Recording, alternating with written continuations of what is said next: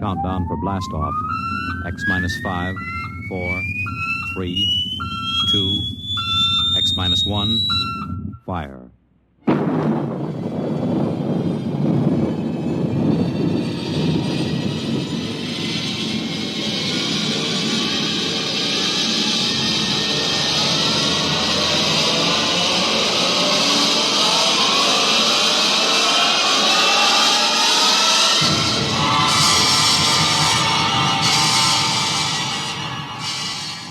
From the far horizons of the unknown come transcribed tales of new dimensions in time and space.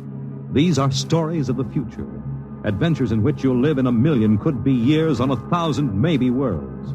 The National Broadcasting Company, in cooperation with Street and Smith, publishers of astounding science fiction, presents X minus 1.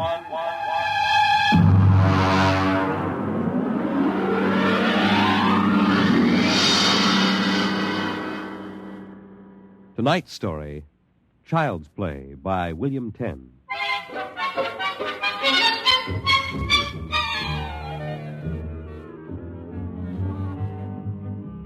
My name, Sam Weber. My job, an attorney, and a pretty successful one, if I do say so myself. Maybe you won't believe it. My best friends find it hard to believe, but I used to be a completely different guy. Frightened, sickly, nearsighted, a real Mortimer Meek. No kidding. That was 10 years ago. The big change in me began to take place on a cold December morning in 1955. Just a moment, please. Yes, please. Weber? Yes. Samuel? That's right. Okay, Jack, step back. All right, fellas, bring it in. Just a moment. You must have the wrong... Watch it, Jack. Sign here. Is that for me? Weber, Garden Apartments. It looks like a coffin. I don't design them, Jack. I just deliver them. Sign here.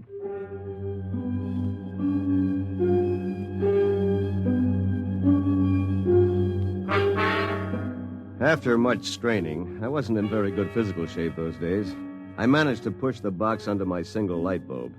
There was a card in a small envelope. Let's see. To Sam from your classmates at the Interdimensional and Cosmic Institute. Merry Christmas. 2155. Holy jumping catfish. Hey, mister! Hey, mister! There must be some mistake. Hey! Holy jumping catfish. They were gone. And I didn't even know which delivery company it was. I sat down to think, and it was just beginning to seep into my sleepy brain that maybe this was one of Lou White's practical jokes when I noticed there was something funny about that box. For one thing, it was dated 2155, 200 years from now. And for another thing, it was solid gold. Pop had been in the jewelry business long enough for me to verify that. At that point, I decided to open it up and see what was in it. After about a half hour of fumbling, I gave up. All right. If you won't open, you won't open.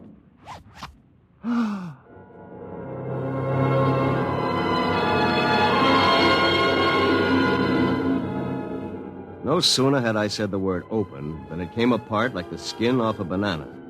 There inside was something resembling a high-powered kid's chemical set. Vials, jars, tubes, wires. You never saw so much scientific-looking junk in your life. And on top of it all was a book of instructions printed in mad green streaks. I opened the cover and read page 1.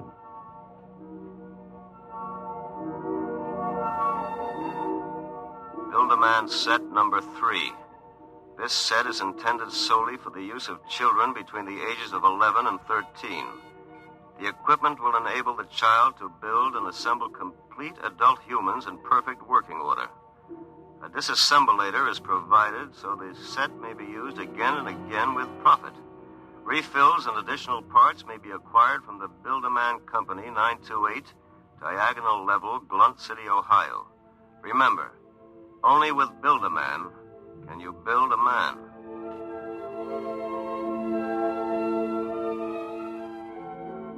When I arrived at work that morning, an hour late, my brain was still reeling with the stuff I'd read in the instruction book. By the time I'd reached the office, I decided it had been a bad dream and it would be over by nightfall. Somerset and Ojak, attorneys at law. Just a moment. I'll connect you with Mr. Ojak. Oh, good morning, Mr. Weber. Good morning. Good morning. I've got to get my mind off that book. Only with Build-A-Man can you build a man. It must have been a dream. Probably go home tonight and find the place empty. Well, if it isn't a poor man's Clarence Darrow. Hiya, Sam! Sam? Oh, hello, Lou. I come as bearer of sad tidings. You don't look very sad. Boss wants to see you, laughing boy. What about? Well, how should I know? Oh, and by the way, Sam, you'll be happy to know that I've just been promoted. I'm handling all the criminal stuff from now on. Congratulations. Of course, you know what this means for Tina and me, don't you, Sammy? Ah, cheer up, son. Tina's not for you anyway. Some got it, some don't. Me, I'm loaded. You? Ha! Nothing. So long, laughing boy.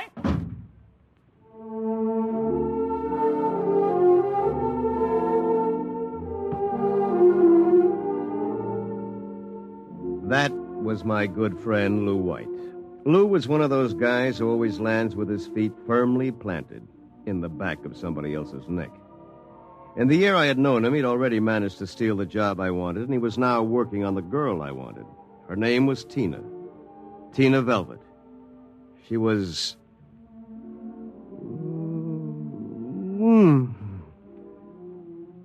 Good morning, Sam. Oh, good morning, Tina. My, you look Yes? good enough to take to lunch. Oh, I'm sorry, Sam, but I promised Lou. Sure. I hope you're not too disappointed. Me? Oh, no.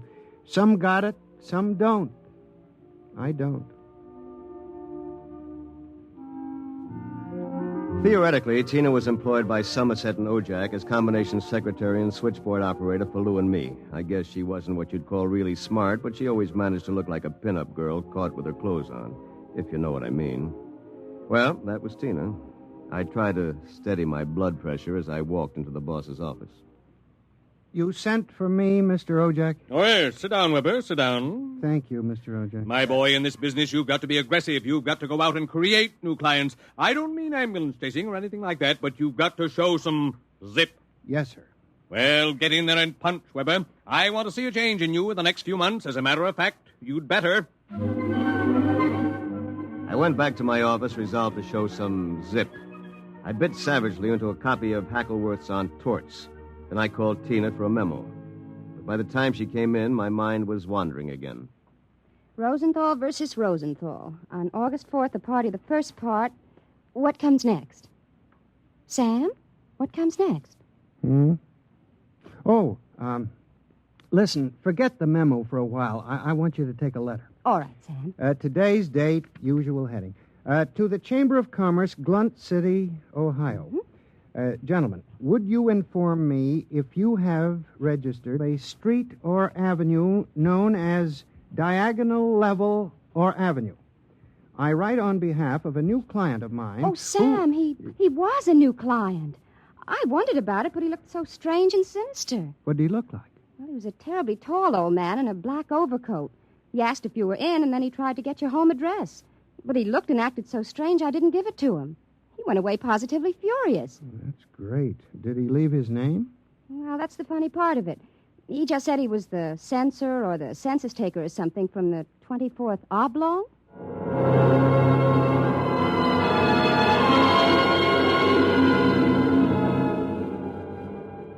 I left the office early and went home. Sure enough, there it was, my Build-A-Man set gleaming a little obscenely in the corner. I walked over to it, gave it a kick, and hollered, "Open sesame!" 3 minutes later, I was flopped down in bed reading Chapter 1, Making Simple Living Things. An hour later, I was fooling around with such complicated items as the Junior Bicalibrator, which measured everything from blood pressure to hemoglobin content, and the Jiffy Vitalizer, which was actually supposed to put life in your creation, providing you had followed instructions carefully. At 8 o'clock, I went out to supper with the idea of getting a little drunk. I did. At 9:45, I came back and made my first simple living thing. Here, boy. Here, boy. Maybe you aren't a boy. Let's see. According to the book, you are a rubicular oyster hog. Not much to look at, but I made you. Me, Sam Weber, attorney at law. I have created life. Hey, come back here. Come back. Here, boy. Here, boy. Here, boy. Hey.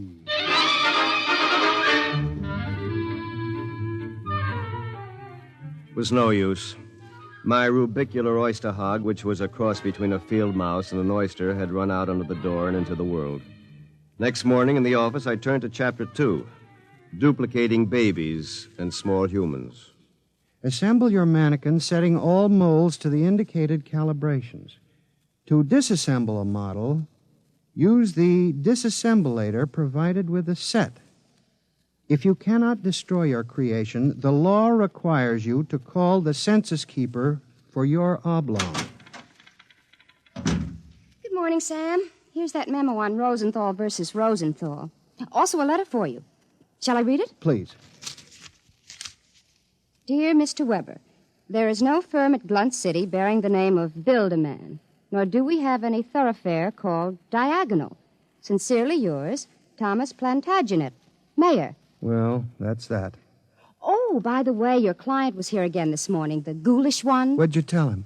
I said you'd be in later. Thanks. Will that be all, Sam? Yes. No. Are you doing anything New Year's Eve?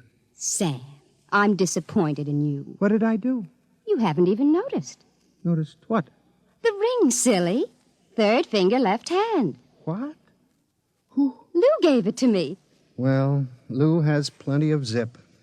I'm sure you'll be very happy zipping around with each other. Oh, Sam. What's the matter? I don't know. I'm so confused. Hey, listen, what's going on in here? Tina just told me the good news about your engagement. She's crying with happiness. Is that right, honey? Well, no hard feelings, Sam. It's just that the best man got the girl. You understand how it is. Oh, by the way, we're having a little celebration at Sig Alley's tonight. Drop around and we'll live it up a little, huh?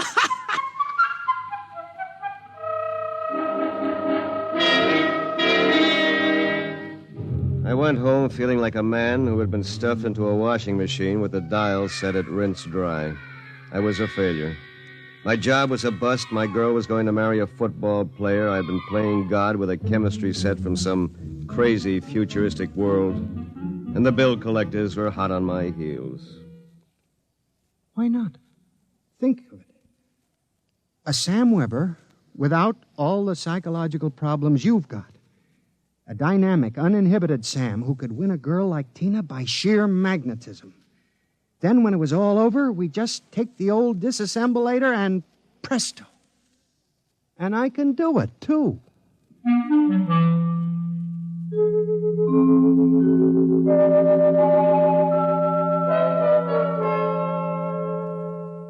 Chromosome content check. Well, here goes. It's moving. Holy mackerel. It's alive. It's sitting up. Whoa! Hey, I feel great. Take it easy. Do you know who you are? Don't give me that take it easy routine. Of course I know who I am. I have all the thoughts you ever had up until the point I was vitalized. My brain is an exact duplicate of yours, except that I'm not all blocked up psychologically. Oh, by the way, since we both have the same name, it'll simplify things if I call you Weber. I'll be Sam. Look here. I'll make the decisions. How would you like a good punch in the nose? Is that any way to talk to your own parent? I did create you, you know. And don't think I don't appreciate it, Weber, old man. But let's get one thing straight. I live my life and you live yours. Got that? Who pays the rent? You do. For a while, anyway. I haven't decided whether or not I want to stay in the law business. The law business? It'd be a shame to waste all that good training, though. We went to Harvard, didn't we? On the other hand, I want to spread out a little. Tina's the kind of girl to whom money is very important. Tina? What'd you expect? We're not quite the same, you and I. I've got zip. Don't use that word. Sorry. Now, how about some dinner? I'm starved. We'll have to go out. I'll need some clothes. Sorry, I only have this one suit. Fine, you can lend it to me. But what about me? I'll bring you a sandwich after I come back from Segali's. Segali's? You haven't forgotten, have you, Weber? We're invited to the celebration, Tina and Lou White. Only it wouldn't look quite right if we both showed up. So I'll tell you all about it. Now, come on, off with the suit. And no nonsense.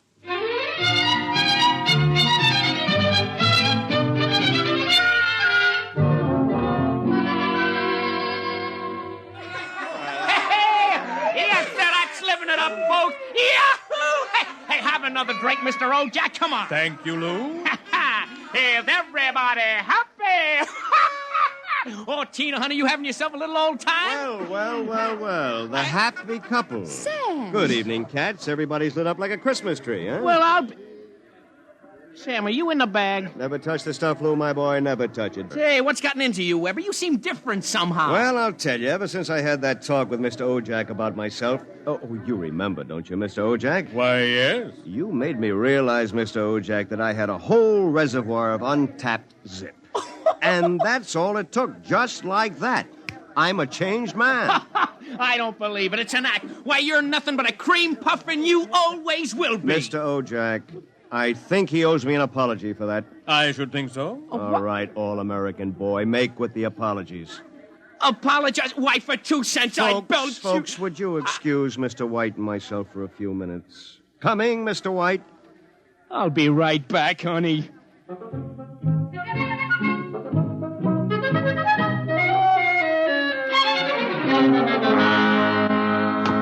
Oh, no! Okay, big boy, you've taken enough punishment. Sam, Lou, don't kill him. He did... Oh, dear. He'll be all right in a little while, baby. Did you? I mean... Oh, Sam. Tina. We really shouldn't be... kissing like this. Well, it's what you've always wanted, isn't it? Well, isn't it? Oh, Sam.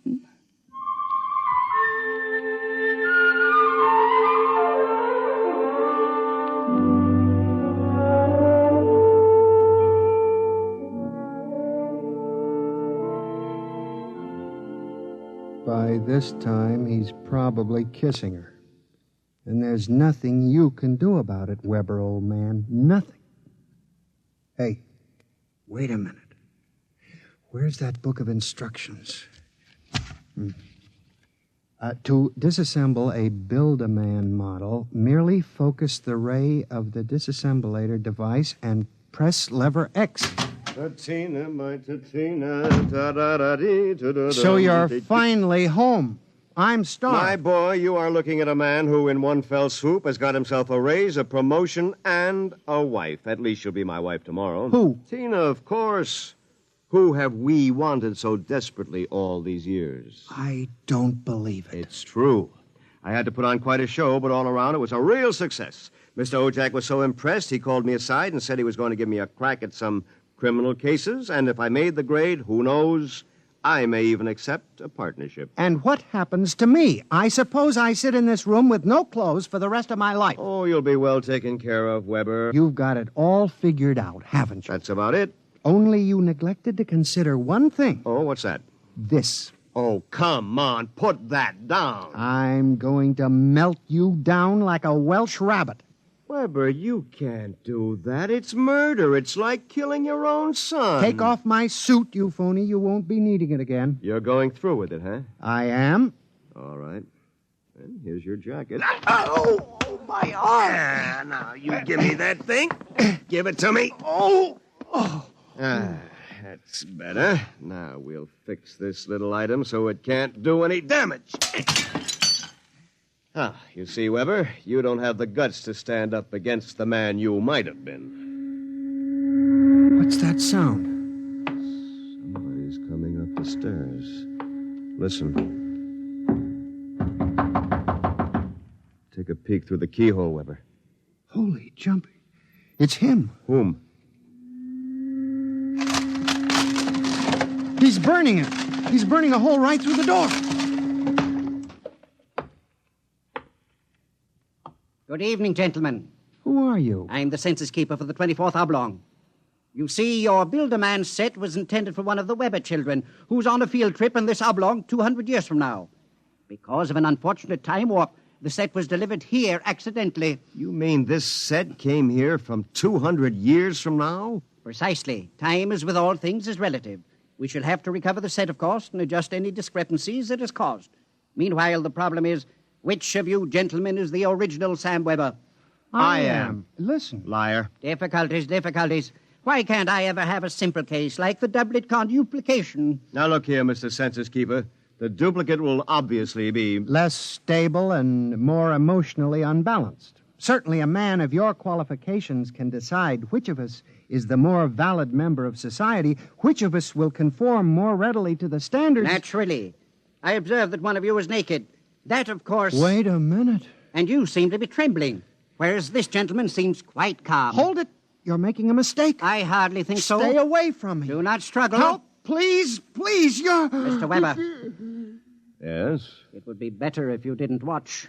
Of course. You understand, it's not the gift of the Build-A-Man set we're afraid of letting you have. It's the principle involved. You people just aren't ready to play God. You understand, of course? Perfectly.